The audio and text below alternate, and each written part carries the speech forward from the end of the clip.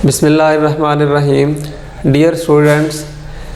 FSc part 1 chapter number 11 का आज का हमारा टॉपिक है physical methods to determine the rate of a reaction, rate of chemical reaction. तो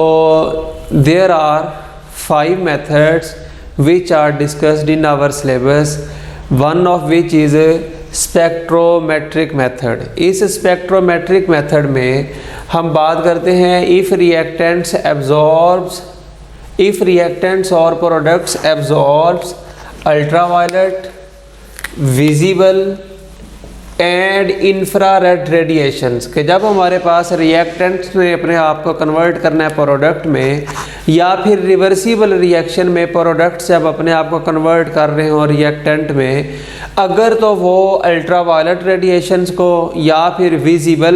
रेंज में मौजूद रेडिएशंस को या फिर इसके अलावा वो इंफ्रारेड रेडिएशंस को एब्जॉर्ब करें, तो उस वक्त हम स्पेक्ट्रोमेट्रिक मेथड जो है वो यूज़ करते हैं। अब स्पेक्ट्रोमेट्रिक मेथड में हम करते क्या हैं कि वो जो रेडिएशंस, चाहे वो यूवी हैं, चाहे विजिबल हैं, चाहे आईआर रेडिएशंस हैं, जब उन्होंने एब्जॉर्ब होना होता है तो हम उन एब्जॉर्ब्ड रेडिएशंस की जो अमाउंट है उसको मेजर करते हैं बाय यूजिंग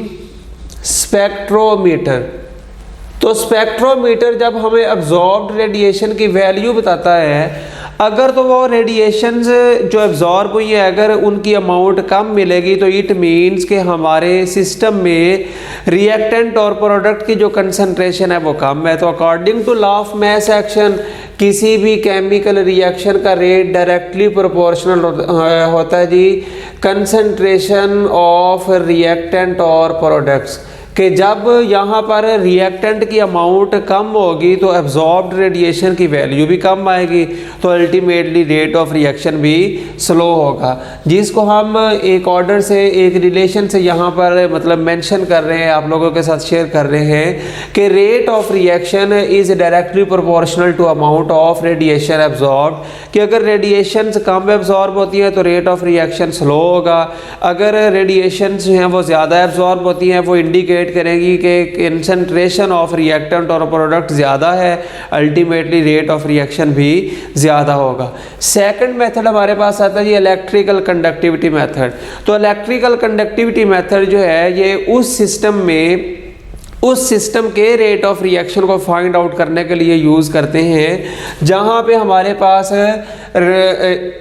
उस सिस्टम में आयन्स इन्वॉल्व हो जाएं, मतलब उन्हीं आयन्स से जो है वो आगे फर्दर ऑन रिएक्शन जो है वो प्रोसीड हो रहा हो, तो rate of reaction involve ion can be studied by the electrical conductivity method, के ऐसे रिएक्शंस जिनमें आयन्स इन्वॉल्व हों उन रिएक्शंस के लिए रेट ऑफ रिएक्शन को फाइंड आउट करने के लिए हम इलेक्ट्रिकल कंडक्टिविटी जो है कंडक्टिविटी मेथड यूज़ करते हैं। अब हम क्या करते हैं कि अगर सोल्यूशन में आयन्स ज़्यादा होंगे तो कंडक्टिविटी की वैल्यू भी ज़्यादा होगी, अगर सोल्यूशन में आयन्स कम होंगे तो कंडक्टिविटी की वैल्यू भी कम होगी। तो कंडक्टिविटी जो है वो डिपेंड करनी होती है rate of change of concentration of reacting ions, कि अगर आयन्स कम होंगे तो वहाँ पर रेट ऑफ चेंज वो भी कम होगा, तो अल्टीमेटली कंडक्टिविटी की वैल्यू भी कम आएगी। तो कंडक्टिविटी की वैल्यू हम फाइंड आउट करते हैं, अगर कंडक्टिविटी की वैल्यू ज़्यादा आएगी वो इंडिकेट करेगी आयन्स की कंसंट्रेशन ज़्यादा है,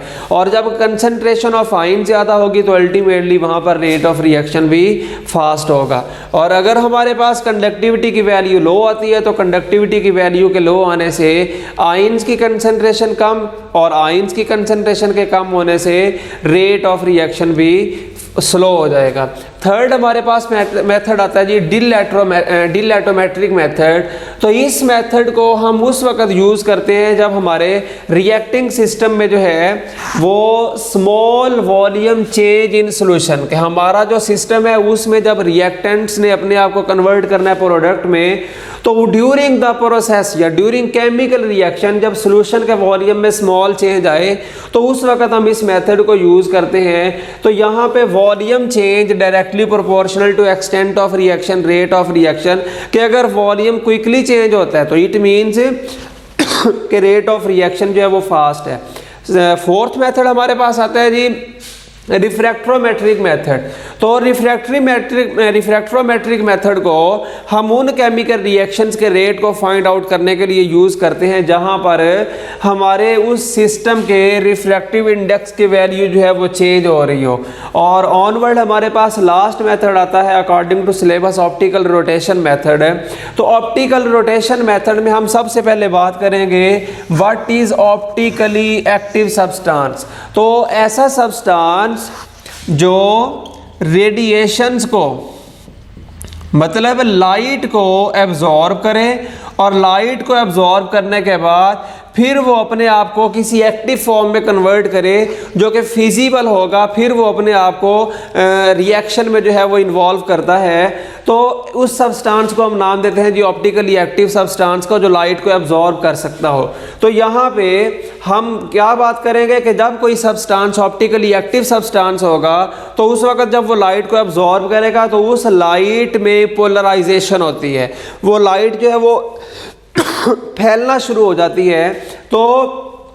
अल्टीमेटली उस लाइट की पोलराइजेशन से वहां पर कोई ना कोई एंगल चेंज होगा। तो the angle through which plane polarized light is rotated, कि जब लाइट उस ऑप्टिकली एक्टिव सब्सटेंस पे पड़ेगी उसकी पोलराइजेशन होती है, पोलराइजेशन के बाद वो रोटेट होती है और उसकी रोटेशन का कोई ना कोई स्पेसिफिक